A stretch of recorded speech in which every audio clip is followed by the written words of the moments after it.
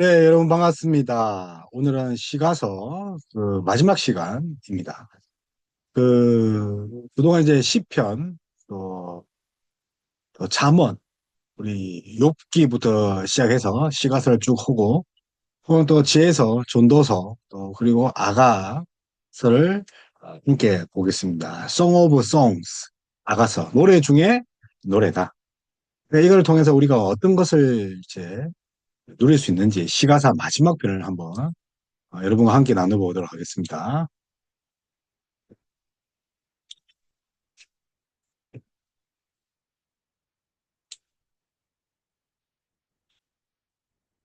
그래서 제6강 전도서 아가서입니다.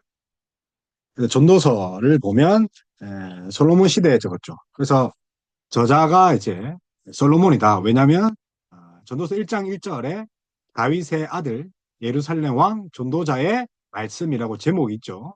그래서 아마 저자가 솔로몬임을 이제 암시하고 있죠. 솔로몬은 왕이지 않습니까? 왕으로서 또 말씀을 적을 수 있는데 그게 아니라 겸손한 마음으로 하나님의 지혜를 받는 지혜의 교사로 즉 지혜의 교사 전도자가 이제 히브리어로 고헬렛입니다. 고헬렛 이 고헬렛이 전도자입니다. 그래서 지혜의 교사 하나님 주신 지혜의 교사 관찰을 통해서 그렇게 적지 않습니까? 그래서 자신의 경험뿐만 아니라 인생에 대한 관찰과 묵상과 또 여러 가지 또 하나님이 주시는 은혜를 통해서 전도서를 쓰게 됩니다. 특별히 이제 젊은 이들에게 삶을 어떻게 살 것인가, 하나님 백성으로 어떻게 사는 것이 정말 좋은 것인가, 그래서 허무와 즐거움의 대조를 이룹니다. 그래서 이제 1절에 이제 뭔가 행복이면 2절에는 또 죽음, 1절에 고난이면 2절에 영광 이렇게 서로 대조를 이루면서 글을 서 내려가고 있습니다.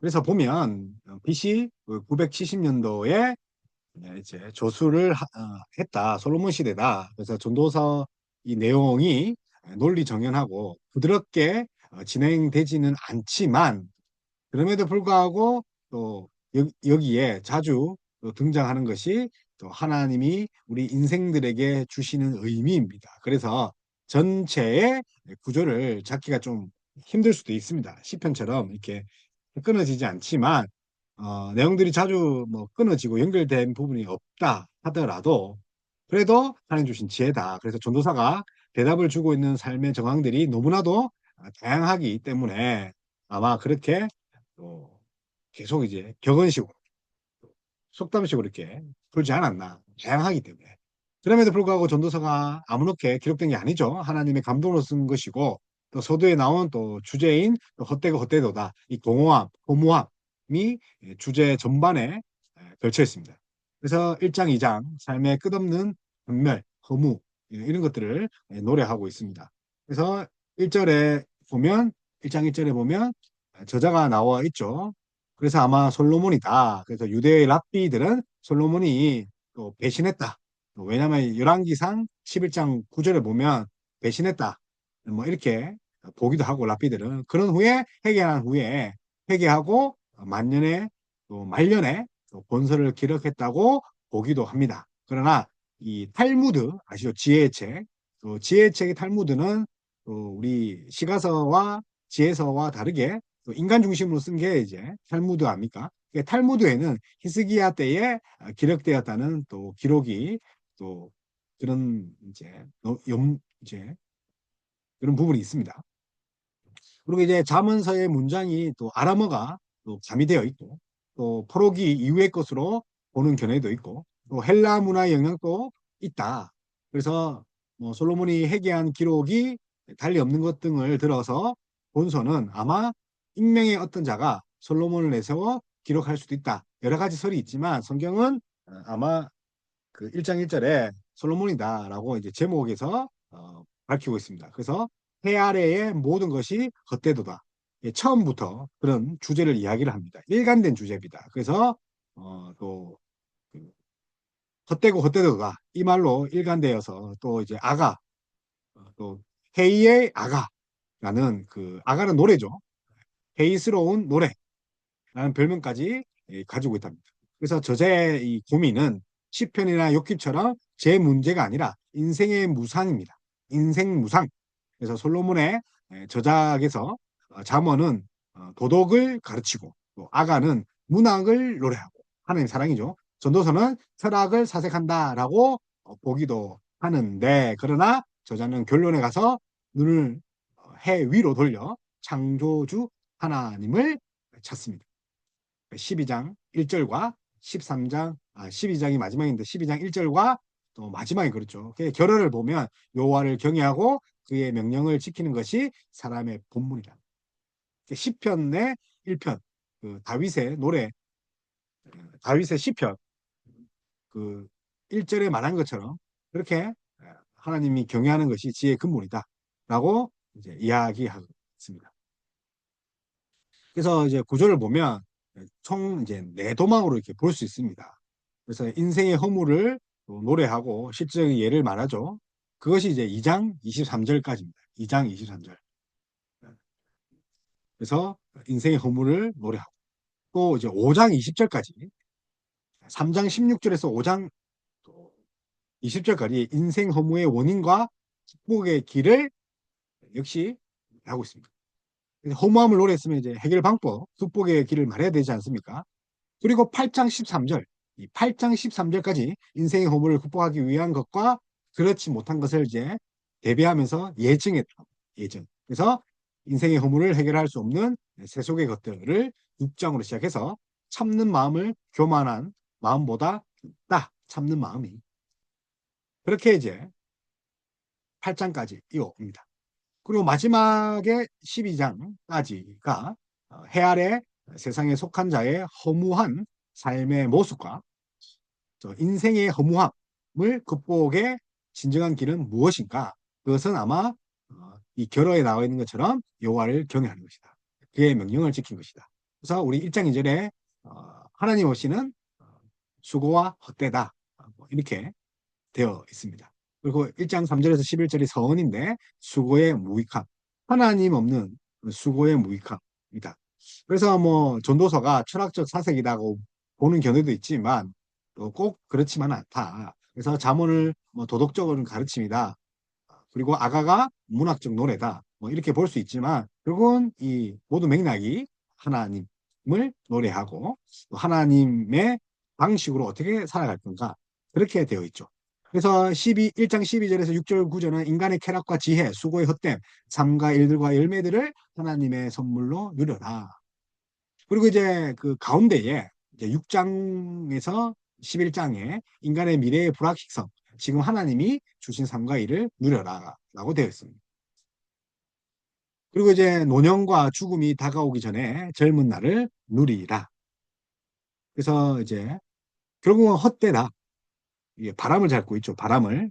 그래서 헛되다 이제 총 이제 38번이 이렇게 나와 있습니다. 나와. 38번이 나와 있고 또 반면에 이 헛됨에도 불구하고 수고와 노동이 35번이나 나옵니다.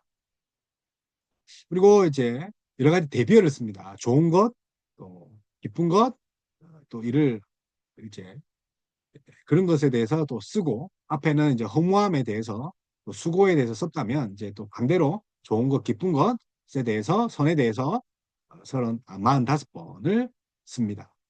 그래서 서두에 나온 그 주제인 공허함, 헛된 이 주제가 전도서 전체를 감싸고 있는데 결국 여호와를 앙망하라. 여호와를 바라보고 율법을 지키고 명령을 지키라. 그래서 의의 반복이 계속 됩니다. 선, 악, 그리고 괴로움, 기쁨, 이게 대조적이죠. 그래서 젊은이들에게 어리석은 길, 악과 재앙을 피하고 기쁘고 지혜롭고 열매 맺는 삶이 무엇인지를 가르치고 있습니다.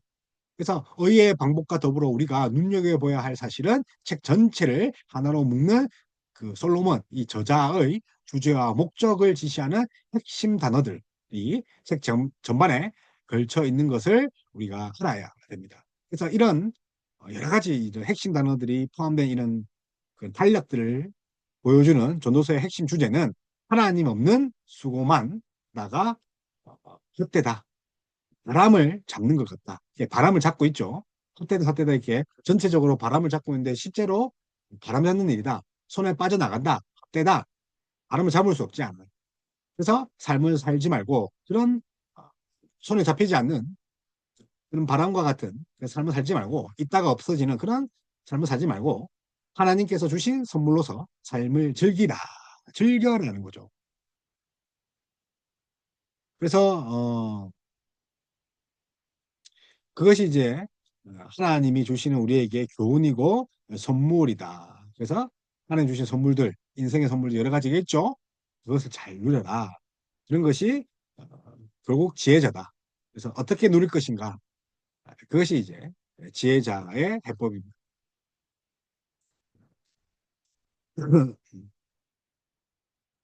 그래서 이제 하나님 없는 수고는 헛되다로 이제 쭉 이제 1장 1절에 제목이 있고 2장에 하나님 떠나서는 인간의 헛됨, 인간의 수고의 헛됨을 이야기하고 하나님 경외하는 삶을 통해서 그 허무함을 극복할 수 있다. 헛됨은 그런다는 거죠. 여러분 열심히 일했는데 헛되잖아요. 뭐 허탈하잖아요. 근데 그것은 하나님을 위해서 일을 한 것이 아니라는 거죠. 하나님을 경외한 일이 아니기 때문에.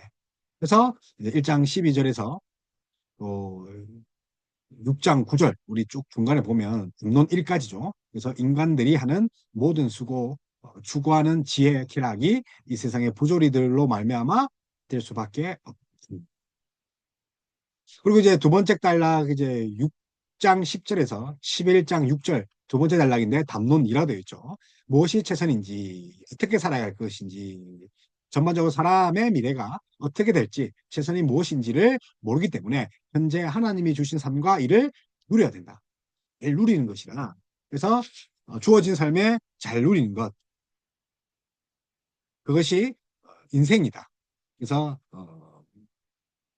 그래서 성경 시험을 만약에 성경 시험이나 학교 시험을 또 수능을 잘 준비해서 통과하죠. 이게 하나님의 선물이다. 그래서 이 합격한 것조차도 내가 한 것이 아니라 하나님의 은혜인데 그 합격을 잘 누리는 거죠. 그러기 위해서는 열심히 일해야 된다. 그래서 견디고 누리고 그렇게 살아야 돼. 그래서 11장 7절에서 담론 3으로 넘어갑니다. 금방 늙고 죽음을 맞이하게 된다. 그래서 노년과 죽음이 다가오기 전에 젊은 날을 마음껏 누려라고 이 담론 3에서 이야기합니다. 그래서 내일에 죽음이 오면 오늘을 정말 신실하게 살 수밖에 없는 거죠. 그래서 내 삶의 주인이 내가 아니라 하나님을 인정할 수밖에 없는 것이 내일의 죽음이라는 거예요. 죽음을 통해서 실제로 이제 이 사도 바울도 이런 이야기 하지 않습니까? 내가 이제 어, 너희들과 작별할 현재와 같이 부어지는 것이 있다. 그렇게 이야기하면서 이제 너희와 작별을 한다라는 그런 대목이 있는데 사실 그 헬라어가 작별이라는 것이 아니라 출발점에 써다. 그러니까 죽음은 새로운 출발점이라는 거예요. 그날 누구와 출발합니까? 신랑 대신 예수 그리스도와 출발하기 때문에 이 땅에 우리가 예비 신부로서 어떻게 살아요? 정결하게 순결하게 살죠. 어떻게 신부가 처녀성을 잃고 신랑에게 시집갈 수 있습니까? 그래서 담론 3는 금방 늙고 죽음이 닥친다. 그렇게 되어 있습니다. 그래서 우리 다시 이제 담론 1로 가서 인간이 낙을 위해 하는 수고와 추구하는 지혜와 헛됨이죠. 인생을 살면서 신랑 대신 예수님을 맞이하는데 낙을 위해 산다는 것은 헛되거다. 그래서 인간의 낙을 위해 사는 수고, 그래서 삶과 일과 그 열매들을 하나님께로부터 온 선물로서 누려야 합니다. 합격했으면 열심히 한 자 떠나라. 열심히 누려야 되는 거죠. 떠난다는 말은 아니지만 열심히 누려야 된다. 그래서 인간 수고의 의미를 찾는 지혜도 헛되다. 인간이 추구하는 모든 형태의 낙도 헛되다. 지혜의 부조림. 아무리 지혜 있다 하나 우매할 뿐이다. 그래서 인간 수고의 헛됨. 버는 사람 따로 쓰는 사람 따로. 그래서 헛되다. 그래서 담론 2로 넘어가면 무엇이 최선인지 모르고 장래도 모르는 인생. 내일은 난 몰라요. 지금 하나님께서 그들에게 주신 삶의 일을 즐기는 거죠. 내일은 날 몰라요. 그래서 일용한 양식이죠. 데일리 하나님의 매일매일의 양식을 주시지 않습니까? 그래서 내일은 하나님께 맡기라. 그래서 지혜와 어리석음에 대한 격언들을 이어지는 것이 담론입니다. 그래서 장래를 모르기 때문에 죽음을 염려에 두고 살아라. 그러면 너희가 아마 조심스럽게 살 것이다. 내일 죽을 줄 모르니 오늘을 마지막 날이라고 살 수 있을 것이다. 그래서 의와 불의의 부조리를 또 이야기를 합니다. 그래서 인간죄로 알 수 없는 세상의 행사는 하나님의 일. 그래서 하나님께서 수고에 대한 대가로 주신 것들을 먹고 마시고 즐겨야 된다. 하나님의 은혜를 잘 누리는 자. 그래서 결론이 뭡니까? 하나님을 경외하고 믿고 순종하라. 라고 이어지는데, 그래서 담론 2에서는 무엇이 최선인지 모르고 장래도 모르는 인생, 선을 행하고 하나님을 제대로 누리고 하나님 주신 은혜로 살아. 그리고 이제 3장입니다. 금방 늙고 죽음이 닥쳐온다. 그래서 이제 솔로몬의 말년에 아마 쓴 거기 때문에 본인도 이제 죽음을 직감하고 뭐 경건한 삶을 살려고 회개하고 열왕기 상의 말씀처럼 회개하고 다시 돌아가려고 하지 않았나 이렇게 애써서 또 자기의 그런 젊은 세대들에게 하고 싶은 말들을 자기의 말들을 했는데 그래서 젊음을 누릴 것이다. 근데 캄캄한 날 죽음이 닥쳐오기 전에 이 땅에서 삶을 즐겨라. 그래서 사는 동안 항상 여호와를 즐거워해라. 젊을 때를 즐거워해라. 그리고 이제 12장 18절은 이제 부록과 같은 말이라서 아마 한 번 더 정리합니다. 정리하고 결어에서는 하나님을 경외하고 믿고. 그래서 전도자는 해 아래 살아가는 인생, 즉 탄생과 또 죽음의 지평 사이에 존재하는 인생의 허물을 극복하는 지혜.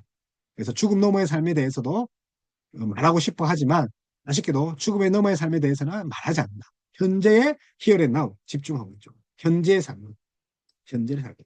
사실은 이제 하나님 측면에서 이제 과거, 현재, 미래 이 중에서 하나님 측면에서는 미래가 없다 하잖아요. 하나님의 측면에서 현재만 있다는 거죠. 하나님은 시공간이 없기 때문에. 그러니까 지금 누린 것이 미래고, 지금 누린 것이 그것이 하나님 인공 돌리는 거죠. 그래서 젊을 때 지금 누려라.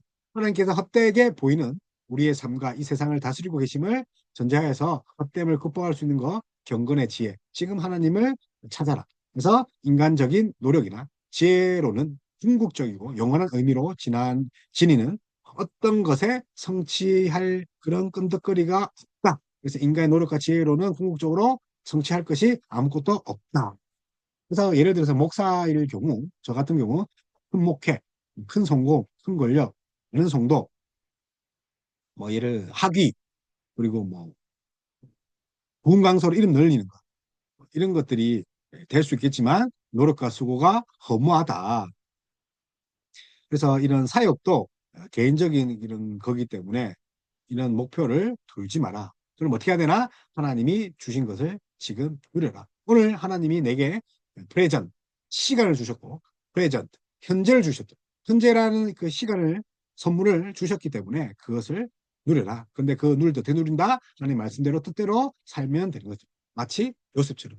고난을 당해도 하나님이 있을 거야. 하나님이 계획이 있을 거야. 그래서 지혜는 하나님께서 주신 선물이므로 그 지혜로 살아야 된다. 그래서 지혜를 활용하여 삶을 신중하게 살아야 된다라고 지혜서가 전도서입니다. 그래서 우리는 세상에서 우리의 지혜로 해결할 수 없는 많은 부조리가 있죠. 많은 문제가들이 있죠. 그래서 낙심하지 말고 하나님께 맡기고 경외하라. 그래서 이제 로마서를 보면 2장에 보면 인간의 제약들이 있습니다. 인간의 제약들, 불의들, 그 로마서의 재론이라고 하는데 그 2장 앞에 뭐가 있냐면 부끄러워하는 거예요. 복음을. 왜 복음을 부끄러워합니까? 하나님은 통제할 수 없는 분이기 때문에. 하나님은 내가 컨트롤할 수 없는 분이다. 그래서 세상은 하나님 신뢰하지 않는 그런 분이기 때문에 복음마저도 능력이 없는 것처럼 그렇게 부끄러워하죠. 그렇게 부끄러워하는 이들이 지을 수 있는 것은 죄들입니다. 물론 이제 2장 1절이 유대인들의 죄들이고 1장 말미에 있는 로마서 1장 말미에 있는 죄들이 이방인들의 죄들을 말하는 건데 결국 일맥상통한 것은 여호와 하나님을 인정하지 않는 그러면 부끄러워하는 것. 그래서 전도서는 뭐라고 합니까? 하나님을 경외하고 그의 명령을 지켜야 한다. 부조리한 내가 통제하고 있는 이 세상의 허무한 것을 따르지 말고 세상을 이기는 방법은 하나님의 지혜다. 그 지혜는 여호와를 경외하는 거고. 그래서 미래보다 현재를 중시해야 됩니다. 하나님은 시공간을 뛰어넘는 창출하신 분이기 때문에 하나님 편에서는 현재가 미래고 현재가 선물입니다. 그래서 뭐 예를 들어서 새벽기도 나와서 뭐 뭔가 잘 보이려고 뭐 하는 것이 아니라 그냥 하나님 말씀대로 나와서 그 현재에 주어진 시간, 새벽 기도하는 시간에 몰입하면 됩니다. 몰입해서 또 하나님 말씀을 또 경청하는 거죠. 그러므로 현재 하나님이 주신 이 모든 것, 또 현재 하나님이 주신 그 때에 하나님의 수고의 대가로 주신 소득이나 또 그런 하나님 주신 선물들을 누려라. 그러니까 이게 결국 이것은 무슨 말을 하냐면 하나님께서 주권적이다. 하나님은 주권의 주인이다. 그래서 하나님께서 주권적으로 우리의 삶의 모든 것을 정하고 계시다. 그러려면 현재를 잘 살고 잘 살아야 된다. 그래서 현재 상황에 최선을 다하라. 그래서 헛되고 헛되다.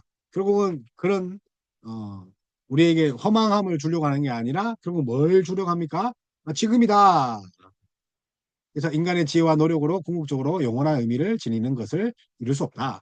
인간의 역량은 한계가 있기 때문이다. 그래서 지혜는 하나님의 선물이므로 지혜가 어리석음보다 지혜를 활용하되 지나치게 기대해서는 안 된다. 일용할 것이 데일리 양식을 먹어야 한다. 데일리. 그래서 우리의 지혜로 해결할 수 없는 부조리와 불의를 경험한다. 그럼에도 실망하지 않고 하나님을 찬양하고 경외해라. 그래. 그리고 우리의 지혜로 해결할 수 없는 걸 했고요. 인간은 미래를 알 수 없으므로 불확실성을 항상 고려해서 하나님께 겸손한 마음으로 지금 주신 오늘을 누리고 살아야 된다. 이게 어떻게 누릴 것인가? 그래서 하나님 우리에게 주신 것이 최고라는 것을 믿어야 되죠. 그래서 하나님은 선하다. 이게 hin정론입니다. 하나님은 선하다. 하나님은 선하다. 그래서 하나님이 하시는 것은 무조건 선하는 거죠. 심지어 지옥에 떨어지는 것도 선하다. 그래서 예를 들어서 지옥에 떨어져도 지옥에 있는 사람들이 무엇을 하겠습니까? 하나님의 선하심을 노래하겠죠. 그러면 천국에서 자기의 가족이 지옥에 떨어진 것을 보면 그 떨어진 것을 보고 하나님을 또 찬양하겠죠. 왜냐하면 하나님의 기쁨이 나의 고난보다 더 위에 있으니까. 그 기쁨으로 덮여져 있으니까. 그래서 하나님 선하심으로 온통 덮여졌기 때문에 내 그 가족이 내 사랑하는 사람이 지옥에 있는 것보다 하나님을 찬양한 것들이 더 즐거운 곳이 천국입니다. 그래서 결국은 하나님은 선하시다. 신정론. 그래서 하나님을 믿고 끝까지 어떤 상황이 와도 하나님 불평하지 말고 또 하나님이 허락하신 그 최선의 오늘 하루를 살아라. 그것이 이 의인이고 또 반대로 악인은 뭡니까? 반대로 하나님 주신 것을 불만 불평하고 불의를 행하는 자. 그래서 우리는 창조주 하나님을 기억해야 되죠. 창조주 하나님. 그래서 12장을 창조주 하나님을 기억하라. 이렇게 마치고 있습니다. 그래서 하나님의 인도를 받아들이고 매 순간 최선을 다해야 된다. 지금 이 순간 하나님께서 나에게 주신 가장 좋은 때로 알고 창조주 하나님을 기억해라. 그래서 12장 1절을 보면 너는 청년 때에 너의 창조주를 기억하라. 곧 공고한 날이 이르기 전에 나는 아무 낙이 없다고 할 해가 가기 전에 해와 빛과 달과 별들이 어둡기 전에 비 뒤에 구름이 다시 일어나기 전에 그리하라. 그래서 하나님은 모든 행위와 모든 은밀한 일을 선악간에 심판하시니라. 인생은 헛되고 헛되도다. 해 아래 또 해 아래 있는 것들이 다 허무하다라고 이렇게 시작하면서 결국은 창조주 하나님 선악간에 또 은밀히 아시는 그 하나님을 이야기. 그래서 인간은 하나님을 따라서 살 수 있습니까? 없다. 솔로몬의 지혜입니다. 그래서 하나님의 통치 아래 땅에서 내 인생의 의미가 있다. 그리고 하나님을 내 삶과 일과 행동의 중심을 모셔드려야 되죠. 하나님께서 정하신 나의 삶의 목에 만족해야 된다. 그래서 어떻게 하면 인생을 의미 있게 사느냐? 하나님을 인정하라. 여호와를 인정하라. 신정론. 하나님은 선하시다. 창조주이시자 왕이신 하나님을 경외하고 신뢰하고 순종할 때에 우리는 이런 삶을 살 수 있고 더 나아가서 신학적으로 보면 그리스도의 부활과 재림을 믿는 신약 성도들은 전도자가 가졌던 단점의 한계를 극복할 수 있다. 그리스도의 부활. 우리도 부활의 첫 열매를 따라 우리도 부활할 수 있다. 그래서 이 세상의 삶이 전부가 아니다. 천국의 삶, 천국 지향적 하나님 나라를 바라보는 것. 그래서 이 땅의 삶을 통해서 영원한 의미를 남길 수 있죠. 그래서 이 세상 사람들이 우리에게 기대하는 대로 이 살기보다는 죽음에 넘어 있는 하나님의 기대, 하나님의 가치, 하나님의 열을, 그의 나라와 그의 열을 추구하고 천국 지향적인 삶을 살아야 된다. 그래서 하나님 나라에서 어떻게 하나님의 가치를 추구하며 살 것인가가 주제. 자, 이번에는 Song of Songs. Song of Songs. 뭡니까? 아가서입니다. 아가서. 그래서 아가. 그래서 그 아자가 아름다운 노래. 아름다운 노래. 그리고 노래 형태로 하나님을 찬양. 또 이제 다분히 비유적이죠. 여러 가지 아가서를 뭐 알레고리적으로 해석할 수 있지만 그런데 이게 남녀간의 사랑이 아니라 성도와 그리스도의 사랑으로 보면 또 달라집니다. 그러니까 우리가 흔히 뭐 너무 표현이 가하지 않느냐? 그러지 않습니다. 그래서 이 그리스도와 성도의 관계를 보면 이것이 진정한 하나님의 노래다. 하나님의 또 관점에서 보면 하나님 아들과 영원한 삶을 살 수 있는. 그래서 아가서 제목은 솔로몬의 아가라고 해서 아마 솔로몬이 지었다. 그래서 성령 충만할 때 우리가 노래가 흥얼흥얼 나오지 않습니까? 그래서 솔로몬이 말년에 정신 차리고 하나님께 노래를 한 거죠. 말년에. 그래서 솔로몬의 이름을 초대에 밝혀 있는 것을 보니까 아마 솔로몬이다. 그래서 솔로몬이 1005개의 노래를 지었다. 1005개. 그래서 열왕기상 4장 32절. 열왕기상 왕상 4장 32절에 1005개 노래를 지었다는 하는데 그 중에 이 아가서의 노래가 포함되어 있을 것으로 예측하고 있죠. 그래서 이제 여기 보면 육체적인 묘사도 많고 또 유대인은 또 30세까지는 30세 가까이 되면 읽기가 금지된 뭐 서적으로 이렇게 분류하기도 합니다. 그럼에도 불구하고 이것은 누구의 사랑? 남녀 간의 사랑이 아니라 하나님과 이스라엘 관계를 묘사할 뿐만 아니라 그리스도와 신부 대신 우리다. 그래서 그 이 아가서를 이제 해석하는 이런 방법들 여러 가지 크게 나눌 수 있는데 첫째는 이제 우화적 해법으로 보는 그런 경우가 있습니다. 우화적으로. 그리고 실제 사건으로 보는 거 있다. 우화적이라는 것은 알레고리, 또 비유로 볼 수 있는 거. 실제 사건으로 보는 것. 또 이것은 또 보면 이제 2인칭 주어죠. 2인칭 주어. 너는 이렇게 돼 있고. 그래서 이또 1인칭도 있죠. 나는. 그래서 1인칭과 2인칭, 나, 너. 그래서 두 명의 주인, 그 주인공, 즉 이제 솔로몬 왕과 그의 그 지방 순행에서 발견된 술라미 여인, 술라미 여인이 있죠. 여인과의 이 사랑담으로 볼 수도 있죠. 그래서 아가, 네, 그렇게 보는 것도 있지만 또 우회적으로 보는 방법이 있습니다. 그래서 솔로몬과 술라미 여인의 사랑 노래이지만 하나님과 하나님 백성과의 그런 사랑 노래, 그리스도와 교회와의 관계, 그리스도와의 성도의 관계로 읽는 것이 아마 더 영적으로 유지하지 않을까 합니다. 그래서 이제 제목이 이제 있죠. 제목. 그리고 총 이제 5째 만남까지 와서 이제 8장에 보면 결합니다.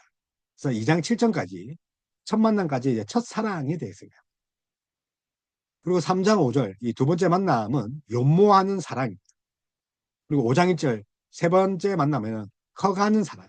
연모하고 커가고 그럼 뭐가 있습니까? 갈등 속에 성숙하는 사랑.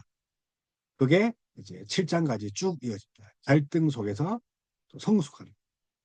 근데 이제 갈등이 넘어지면 이제 어떤 관계 안정적인 상태가 있죠. 그리고 마지막에는 완전한 사랑. 그래서 솔로몬의 뭐 결혼 행절, 또 행렬, 또 솔로몬의 연을 또 이스라엘의 용사 중 60인이 또 옹이하고 신부에 대한 사랑의 노래, 신랑을 찾는 신부의 꿈, 나의 누이, 나의 사랑, 나의 비둘기, 나의 완전한 자야. 이런 것들이 있습니다.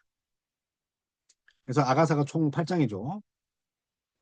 비록 솔로몬과 슐라미 여인의 그런 사랑 이야기로 보는 것보다 신앙적인 측면에서 보는 것이 유익하다.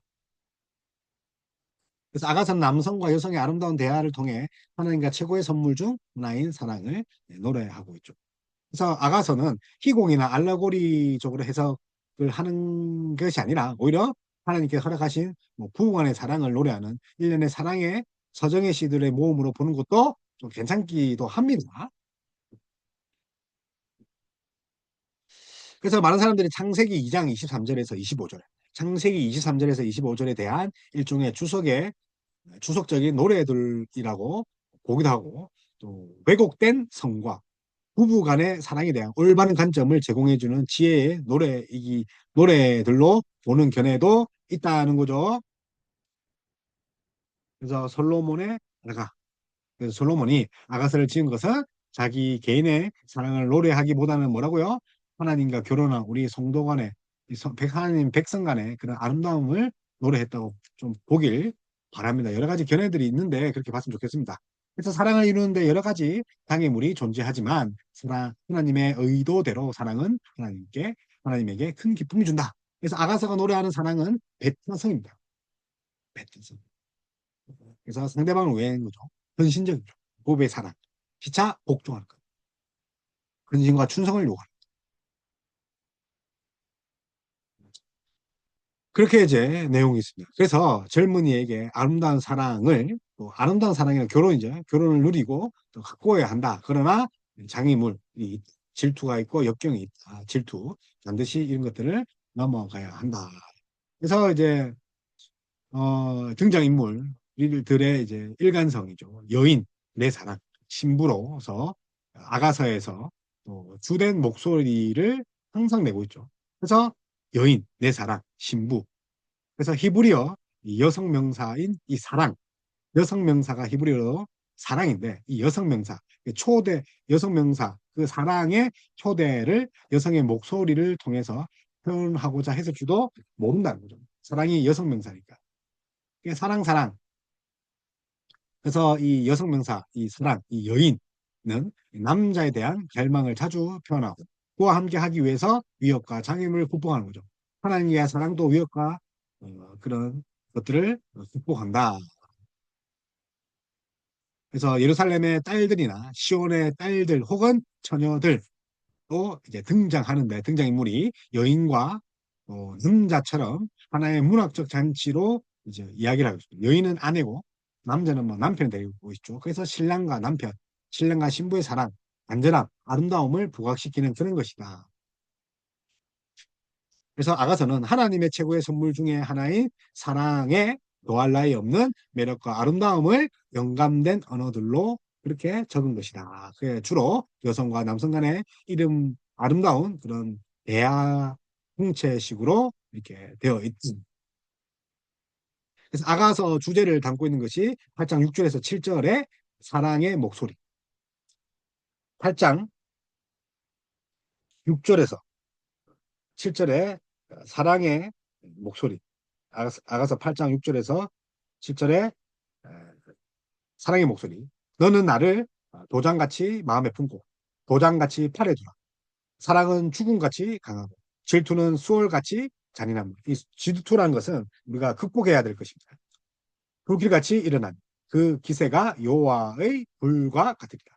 많은 물도 이 사랑을 끄지 못하겠고 홍수라도 삼키지 못하리니 사람이 그의 온 가사를 다 주고 사랑과 바꾸려 할지라도 오히려 멸시를 받으리라.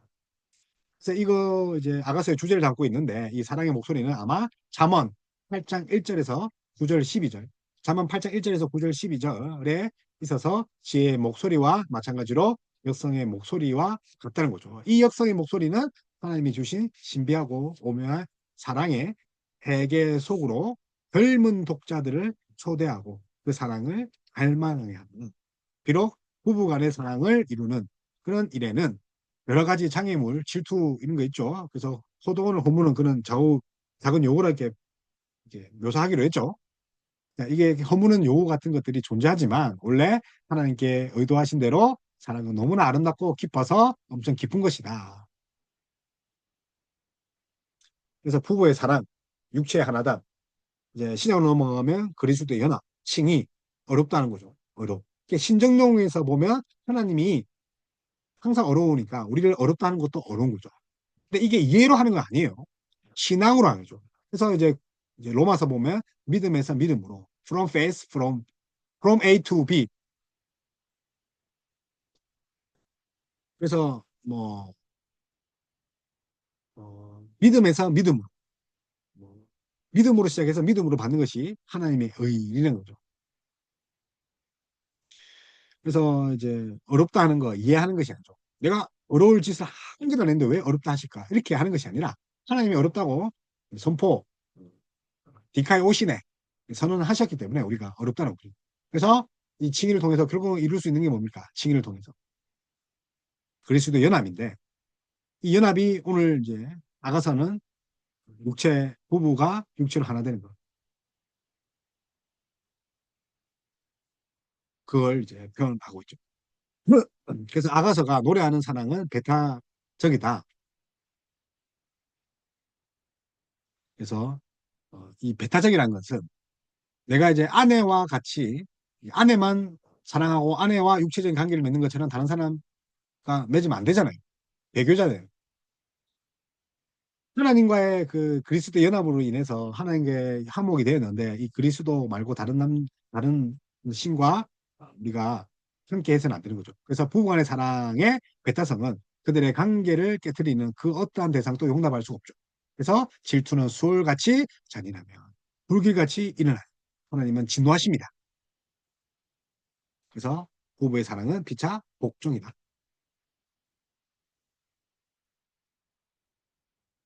그래서 아가서 2장 7절에 사랑이 원하기 전에는 흔들리지 말고 또 깨우지 말지니라 라는 표현은 사랑의 자발성과 책임성에 대한 경고를 말합니다. 그래서 8장 6절에서 7절 사랑의 힘과 귀중함을 노래하고 있다. 그래서 사랑은 죽음보다 강하다. 강력한 불처럼 맹렬하다. 그것이 사랑이다. 그리스도의 사랑은 우리의 목숨까지 내어줄 수 있죠. 예수 그리스도 우리를 위해서 불같은 사랑, 목숨까지 버리는 그 맹렬한 사랑을 하셨기에. 그래서 이 사랑의 불은 대양의 깊은 물로도 끓일 수가 없다. 그래서 8장 6절에서 7절 상반절이 있습니다. 그래서 여인이 엄청난 어려움을 이겨내고 또 결국은 신랑을 만나는 그런 장면을 통해서 사랑의 힘이 얼마나 대단한가. 사랑은 너무나도 귀중하고 아무리 많은 재산을 주고서도 바꿔야 바꿀 수 없는 것이 하나님에 대한 사랑이다. 그래서 냉장고를 팔고 밭을 팔고 그죠? 그 보화를 사는 거죠. 제로 인해 성과 결혼에 대한 왜곡된 기준과 유혹들에 순리대로 쓰지 않는 것. 그죠? 대항하여 진실한 사랑을 하라. 이미 뭐 신약 그리스도를 예표하고 있는 거죠. 그래서 찐 사랑, 찐 사랑. 우리가 왜 찐이라고 합니까? 사랑인데 가짜 사랑이기 때문에 찐이라고 씁니다. 찐이다. 야, 나 찐이다. 그리고 우리가 뭐 기름은 기름인데 참 기름 쓰요. 참이다, 찐이다. 왜 그렇습니까? 자가 있기 때문에. 좀 암울하죠. 찐 사랑, 참 사랑, 참 그리스도인도 찐 그리스도인, 가짜 그리스도인이 있다는 거예요.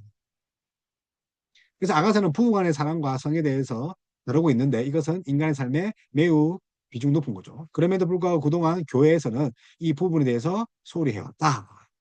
그래서 아가서가 데이트나 성에 대한 교본은 아니지만 이 성경 존재는 교회에서 부부간의 사랑의 아름다움과 위험성에 대해서도 정기적으로 교육해야 됨을 보여주고 있다. 하나님께서 우리에게 허락하신 부부의 성과 사랑이 얼마나 아름다운가. 바람 피지 마라, 여러분. 그죠? 간통죄가 폐지되었다 해서 떳떳하게 간통을 한다. 그 말도 되지 않는 소리죠. 왜냐하면 우리가 그리스도의 사랑을 하는 자로서 어떻게 인간적인 배타적인 사랑을 할 수 있겠습니까? 아가서를 통해 아름다운 부부 관계를 이룸으로써 하나님 나라의 가정을 이루는 일에 최선을 다해야 된다. 결국은 교회의 부부 간의 사랑, 그 잘하는 것을 교육해서 결국은 그리스도와의 사랑도 잘할 수 있다. 그래서 청소년들이나 청년들에게 또 때이른 사랑이 가져올 수 있는 위험성, 사랑에 대해서 또 이야기를 하고 또 자발성, 또 책임감에 대해서도 그 사랑에 대한 무게에 대해서도 이야기해야 된다. 그래서 우리는 아가서를 통해서 아름다운 부부의 관계 이룸으로써 하나님 나라의 가정을 이루는데 최선을 다해야 된다.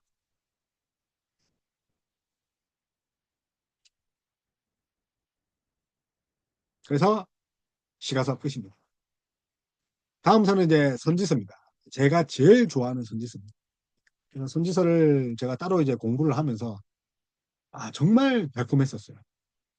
그 선지서. 그리고 이 선지서가 누구를 예표하는 그런 전도자의 일을 했습니까? 예수 그리스도. 그래서 이제 시가서를 우리 쭉 다시 읽어보시고 이제 선지서 들어가기 전에 하나님 사랑을 느끼고 이제 선지서로 넘어갔으면 좋겠습니다. 감사합니다.